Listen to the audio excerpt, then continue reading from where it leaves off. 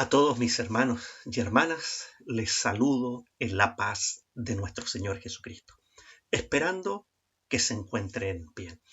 Qué hermoso encontrarnos el día de hoy en Cristo por medio de su Espíritu y también de su palabra. Seguiremos reflexionando en la primera carta de Juan que nos invita a tener comunión con el Padre. Y hoy estaremos trabajando en el capítulo 1, versículo 5, al capítulo 2, versículo 2. Y que Juan nos invita a vivir según el carácter de Dios. Dado quién es Dios, su persona, su ser entero, su carácter, Juan lo define en esta carta: Dios es luz. Y por lo tanto, los creyentes estamos invitados a vivir en la luz de Dios. Y por lo tanto, no estamos llamados a vivir una vida diferente, sino una vida de acuerdo a lo que Dios es. Y en esto nosotros no podemos justificar nuestras faltas ni tampoco nuestros pecados.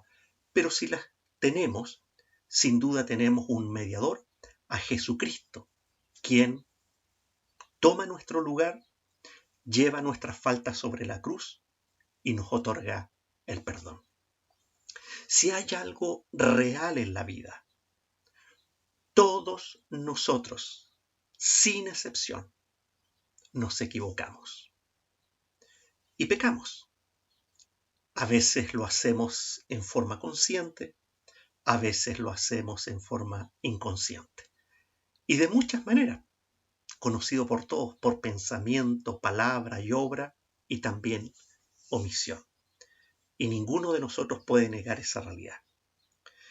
Pero sabiendo esto, es increíble que nosotros, siendo un país, y me refiero a Chile, donde la gran mayoría nos declaramos cristianos, y en esto, sin ir en detalle de números ni de censo, el 90% aproximadamente de los que habitamos esta tierra decimos ser cristianos. 9 de cada 10 personas. ¡Qué alto porcentaje! Luego, sin duda, hay un 4% que tiene participación en otras religiones y un 6% que no tiene ninguna religión. Pero quiero centrarme en este 90% que declaramos amar a Dios y que declaramos servir a Dios. Alto, increíble. Pero ¿saben? En esta realidad nosotros afirmamos tener comunión con Dios, pero vivimos vidas totalmente diferentes sin guardar el mandamiento de Dios. Imagínense el 90% de nosotros que decimos amar a Dios y amar al prójimo, esta tierra sería diferente. Y si este 90% buscara a Dios de todo con su corazón, de toda su alma, esta nación sería bendecida. El Señor mismo dice: bendita la nación que busca a Dios. Pero ¿qué es lo que pasa?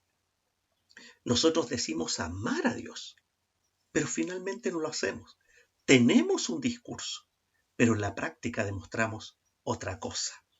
Frente a nuestra falta, nosotros sencillamente nos justificamos cuando hablamos del amor de Dios, cuando hablamos de tener una comunión con Él. Y comenzamos a justificarnos y decir: mira, lo que pasa es que la iglesia no está actualizada, la iglesia tiene problemas, y nos justificamos con un tema de iglesia. Sin duda la iglesia tiene un debe, sabido por todos, ¿ya?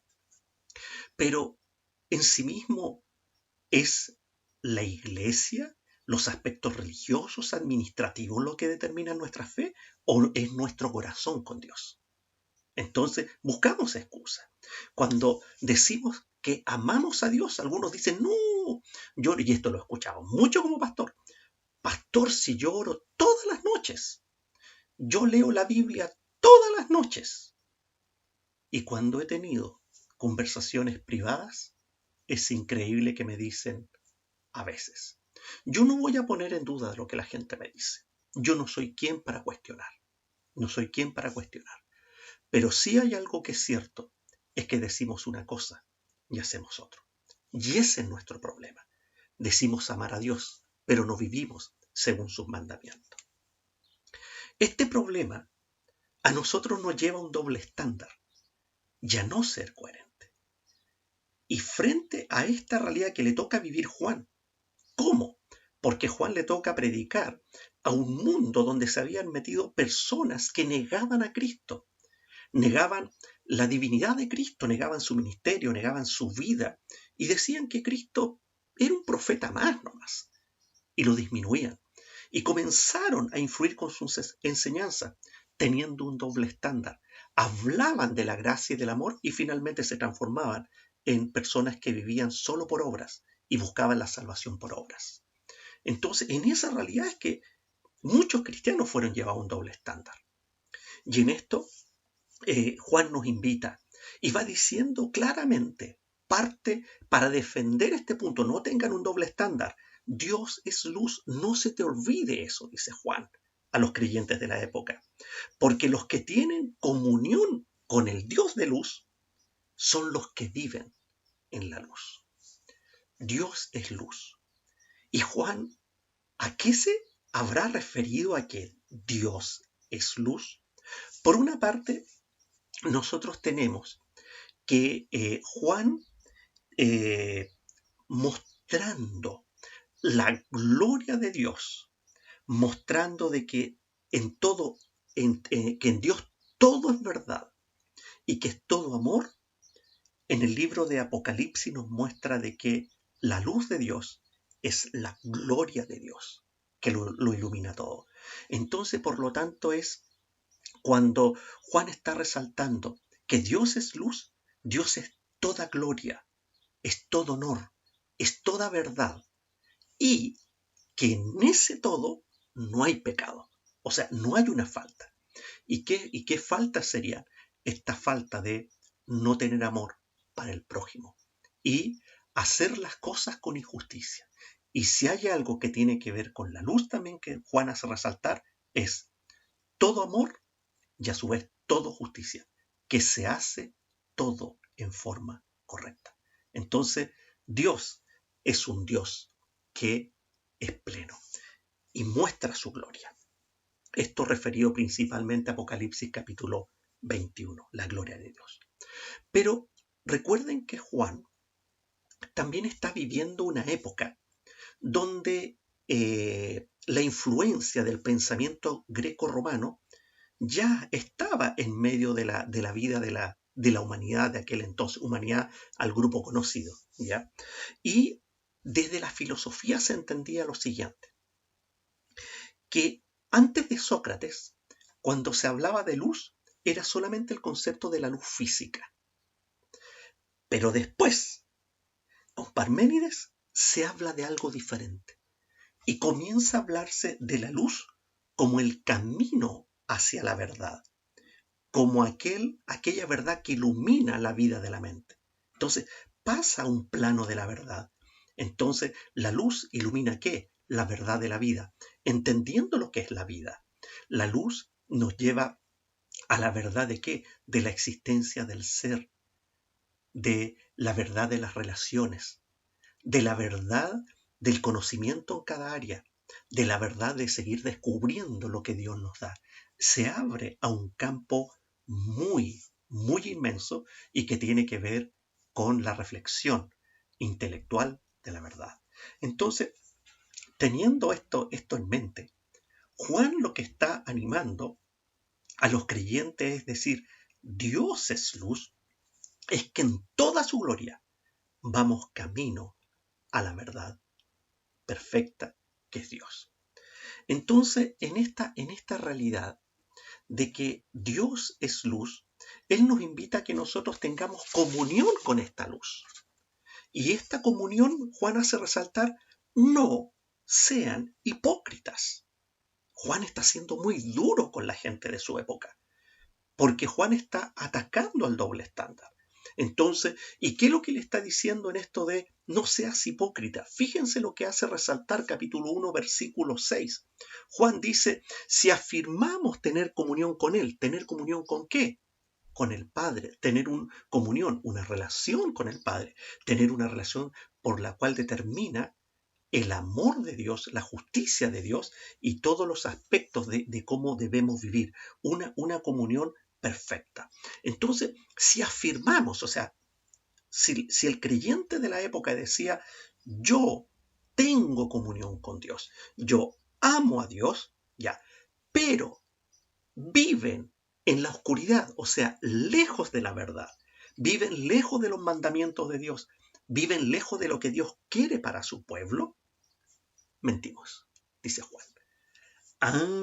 Entonces, por lo tanto, Juan está diciendo, si tú estás declarando una verdad y estás viviendo en la oscuridad, tú estás mintiendo y no pones en práctica la verdad. Y aquí hay algo interesante. Juan da por hecho que la gente conoce la verdad. Conoce la verdad. Sí, porque fue expuesta. Por una parte, la verdad es conocida por todos aquellos. Era conocido ¿por qué? Porque se había predicado a Cristo para perdón de pecados, se había predicado a Cristo para mejorar las relaciones, se había predicado el evangelio de la gracia llegando a todo creyente, se había predicado acerca de cómo nosotros podemos agradar a Dios guardando sus mandamientos. Y la gente de la época, que sin duda de los que venían de origen judío, conocían la ley, la conocían perfectamente, conocían los 10 mandamientos y todo lo que está en el libro de la Torá lo conocían. Y en el mundo, sin duda, griego que se acercó a conocer a Cristo, también conocían, porque comenzó a enseñárseles acerca de la verdad. Entonces, la verdad es conocida por todos. Y en esto es que, pero Juan les plantea, entonces, si estás diciendo que vives en la verdad, ¿por qué tienes otro estilo de vida? Y aquí pueden venir muchas justificaciones, que sin duda el texto bíblico no nos dice, pero creo que siguiendo este principio de Adán que nos acompaña desde la creación hasta el día de hoy, de la justificación, de proyectar el problema, es que a la larga yo no soy el problema, es otro el problema, es que la gente se justificaba. Entonces, en esto, lo que está diciendo Juan es que si dices tener comunión con Dios, tenla y vive de acuerdo a Él. Y no vivas de otra manera. No vivas en oscuridad. ¿Y cuál es la oscuridad? El camino que lleva, sin duda, a otro lugar que no es Dios. Un camino que busca la gloria personal, el éxito personal, que busca todo lo que tiene que ver con los deseos del propio corazón y no lo que Dios busca. Y no lo que Dios desea para la humanidad. Entonces, ahí viene un punto. Pero Juan sigue ahondando en este tema de la hipocresía. Versículo 8. Si afirmamos nuevamente, si decimos, estamos seguros, proclamamos, anunciamos a otro que no tenemos pecado, ¡wow! Nos engañamos a nosotros mismos y no tenemos la verdad.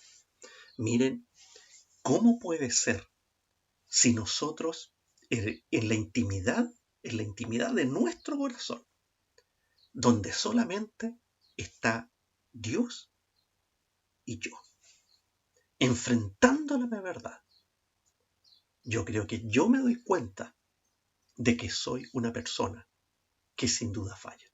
Lo mismo, voluntaria o involuntariamente. Y me equivoco y peco. No puedo negar esa verdad. No puedo. Y creo que esa realidad que Juan la está planteando, que sin duda llega también a mi vida, es la realidad de todos nosotros en el mundo. Porque todos nosotros desobedecimos a Dios. Y llevándolo a otro plano, todos nosotros sin duda no hemos mirado el amor de Dios y no hemos practicado su amor. Y todos tenemos un debe. Ninguno puede decir estoy libre de pecado. Si nosotros hubiésemos estado en el momento que estaban condenando a una mujer y querían apedrearla, y Jesús va y les dice, el que esté libre de pecado, que tire la primera piedra. Si tú y yo hubiésemos estado en ese lugar, ¿qué hubiéramos hecho? ¿Hubiésemos tirado la piedra? No, ¿saben? Yo creo que hubiera sido el primero en soltar la piedra, agachar mi cabeza e irme. Cuando uno reconoce realmente quién es, porque tenemos falta. Pero esto no es una invitación a practicar la falta, de ninguna manera. Es una invitación a mejorar, a que podamos seguir este camino de santidad que Cristo nos ofrece.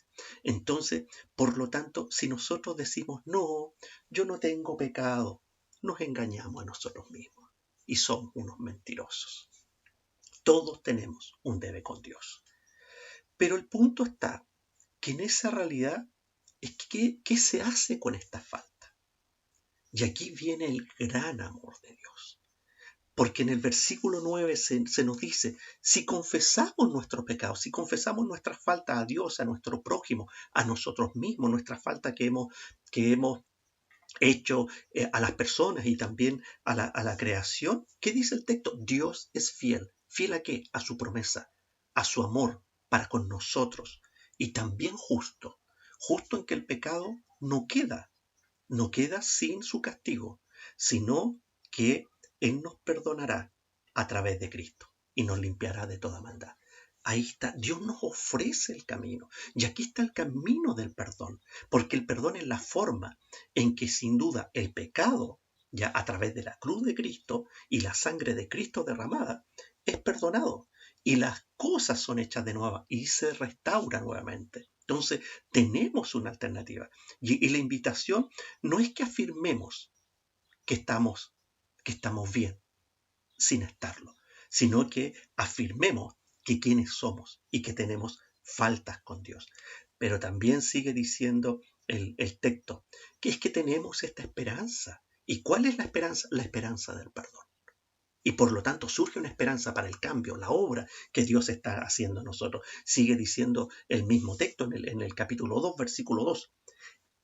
Él, refiriéndose a Cristo, es el sacrificio.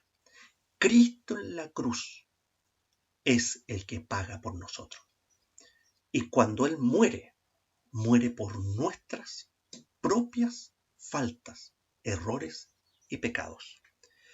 Y es a través de esa cruz que nosotros tenemos perdón de pecados. Y no solamente los tuyos y los míos, sino también los de todo el mundo. ¡Qué maravilloso! Dios ofrece ese perdón. Pero para obtener el perdón debemos confesarlo. Y en esto es un ejercicio muy personal. Y creo que cada uno de nosotros, al revisar nuestra propia vida, lo hacemos en la intimidad de nuestro hogar y pedir perdón de corazón. Dios, perdóname por esta falta. Ayúdame a poder superarla.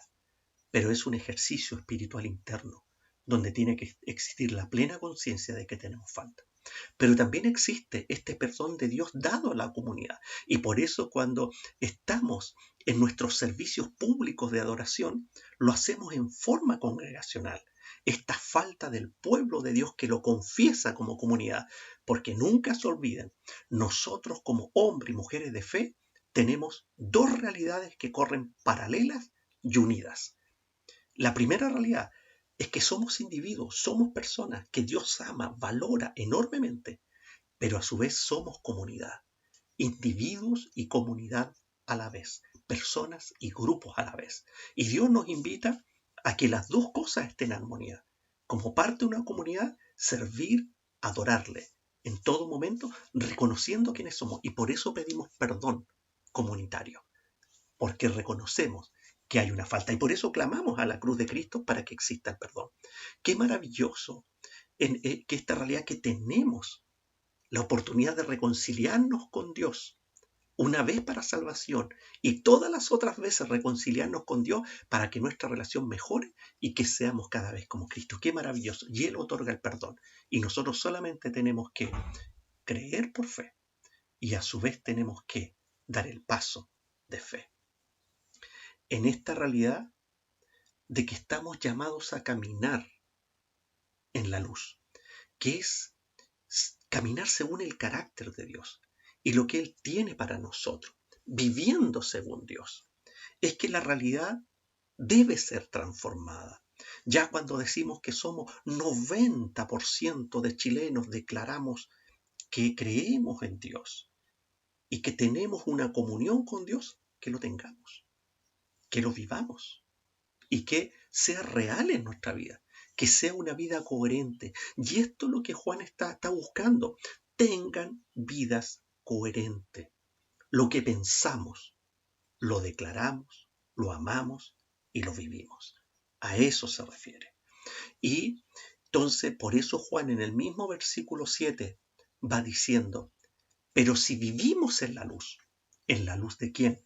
De Dios, en la verdad de Dios. Y si vamos caminando cada día más a esta verdad que nos abre el mundo, nos enseña a ver la realidad, nos enseña a amar la realidad y a su vez nos genera la esperanza para el futuro, es caminando en esta verdad, porque vamos camino, sin duda, a esta perfección, a la tierra santa, porque todos nosotros somos un pueblo peregrino.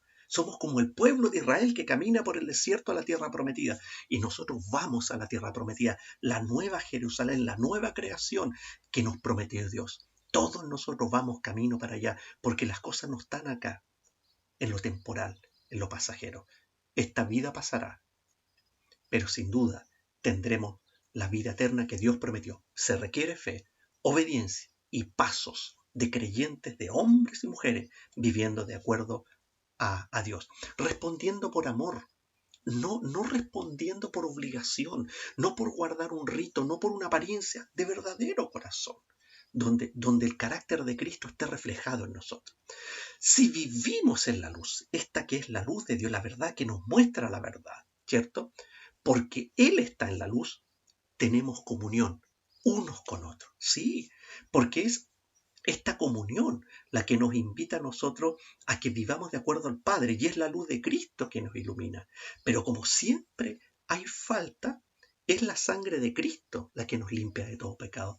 Miren, creo que todos nosotros hemos experimentado en la vida el caminar en oscuridad. Por una parte, porque se ha cortado la luz en nuestro barrio, en nuestro sector, por diferentes razones, ¿cierto? O hemos estado en el campo y no hay luz, ¿ya? Todos hemos experimentado la oscuridad. Díganme cuando hemos caminado, qué inseguridad se tiene. En un campo sin luna, oscuro total. Es increíble que uno le da miedo cada paso y es mucho más cuidadoso porque no vemos la realidad. Y cuando estamos en lugares oscuros, tenemos miedo, no tenemos esta seguridad. Pero es increíble cuando la luz se abre y nos muestra la realidad, nos produce seguridad. Es lo mismo en la vida cuando nosotros tenemos una, una mirada en las cosas del mundo. Estamos en oscuridad y tenemos una inseguridad. Por eso es los que no creen tienen miedo a la muerte. Por eso los que no creen tienen miedo al mañana. Por eso los que no creen viven una inseguridad permanente, porque están en la oscuridad. Pero es cuando Dios viene a nuestra vida y nosotros viviendo la misma realidad que cualquier persona en el mundo, tenemos la confianza y la seguridad del presente y del mañana. Cristo y su Espíritu están con nosotros ahora, ya, y estarán con nosotros también en el futuro. Y lo más hermoso es que todas las promesas de Dios se cumplirán para las hijas y los hijos de Dios. Y ahí estamos incluidos nosotros. Bien, entonces, por lo tanto, Dios quiere transformar esta realidad, que nosotros tengamos esta comunión, porque esta comunión va a mejorar la comunión con Dios, pero tendremos comunión entre nosotros. Esta comunión perfecta, la relación perfecta entre hermanos, primero al interior de la familia y también al interior de nuestra propia comunidad de creyentes. Sin duda van a existir problemas. ¿Y saben por qué? Porque primero que nada, uno es generador de problemas. Eso es lo primero. Porque si uno no es perfecto, por lo tanto va a aportar a una imperfección. Y eso va a traer un conflicto. Y si vamos sumando la cantidad de imperfecciones, esto sí que se complicó. Quedó más enredado que algoritmo en informática. Entonces nos encontramos con una realidad llena de conflicto. Pero aquí viene el tema. El punto es que si nosotros reconocemos que hemos pecado, nos acercamos a Dios y al hermano para pedir perdón. Si nosotros reconocemos que la cruz de Cristo es la que nos da verdadero significado, permitirá permanentemente nuestra reconciliación. Pónganse a pensar en un conflicto que exista donde uno dice, una vez me basta y no hay perdón. Si fuera esa la realidad que nos planteamos en la vida, ¿qué relación humana nos quedaría? Ninguna. No nos quedaría ni una relación matrimonial, ni familiar, ni de amistades, ni de congregación, ni laboral, ni nada. El tema es que cuando uno se plantea que debemos dar perdón, recibir perdón, otorgar perdón, reconocer perdón, nos ayuda a restaurar nuestra comunión, la comunión que Dios quiere. ¿Y saben lo más hermoso en esto? Es que no estamos solos. Juan nos invita a caminar en la luz. Pero Juan trae a la memoria también las palabras de Cristo. Yo estaré con ustedes hasta el fin del mundo, hasta el fin de nuestras propias vidas, pero también hasta el fin de la historia de la humanidad. Y en esto no estamos solos, porque solo sería tremendo, porque nosotros no podemos caminar solos, y no porque seamos personas que somos débiles en términos de que somos incapaces de hacer cosas, pero nosotros somos personas que está nuestra debilidad en lo espiritual, está nuestra debilidad en nuestra inseguridad, está la debilidad desde el carácter de nuestro propio pecado. Entonces no estamos solos, el Señor está con nosotros. Por lo tanto, todos nosotros fallamos, pero más Cristo nos perdona y carga nuestros pecados. ¡Qué maravilloso! Volvemos a una cuenta cero con Cristo, pero hay que dar el paso de fe. Y también lo otro es que tenemos al Espíritu Santo. Hermanos, hermanas, ustedes tienen el Espíritu. El Espíritu Santo habita dentro de sus vidas y dejen que ese Espíritu fluya hacia la verdad, que les dé la paz, el gozo, la tranquilidad, que los ilumine para poder entender la Escritura y que les ayude a caminar en la luz. Pero es un paso de fe y este paso de fe requiere que uno tome decisiones. Y la decisión es, ¿amas a Dios? Si tu respuesta es sí, síguele. Y si tu respuesta es no, no le sigas. No le sigas. Porque Dios quiere un sí o un no. Y en esto es que nuestro sí sea sí, nuestro no sea no. Porque Dios prefiere un agua caliente o un agua fría, pero no una tibia, como se plantea en el mensaje a las iglesias en Apocalipsis.